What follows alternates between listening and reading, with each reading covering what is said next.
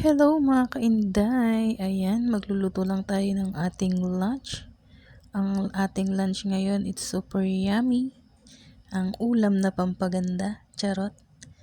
Ayan, magluluto lang tayo dyan ng adobong chicken feet. Ayan, ang ulam na pampaganda. Ayan, magsusutay lang tayo ng bawang sibuyas and then ng luya. Ilalagay na natin ng ating pangmalakasang chicken feet kasi palalambutan natin yan ng mabuti. Lalagyan natin ng laurel at ng paminta.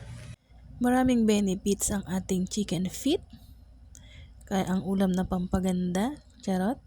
Kasi ang chicken feet, maraming benefits, more collagen. Kaya yan, kain-kain din tayo ng chicken feet. Masarap naman yan mga kainday, di ba?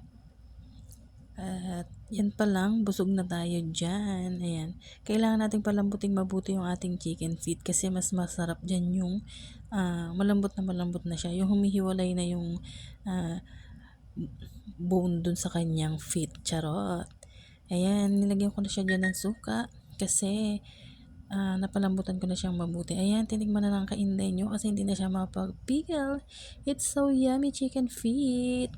Yan ang ating pananghalian. Done cooking na tayo. Maaga tayong nagluto kasi nag-cravings tayo sa chicken feet.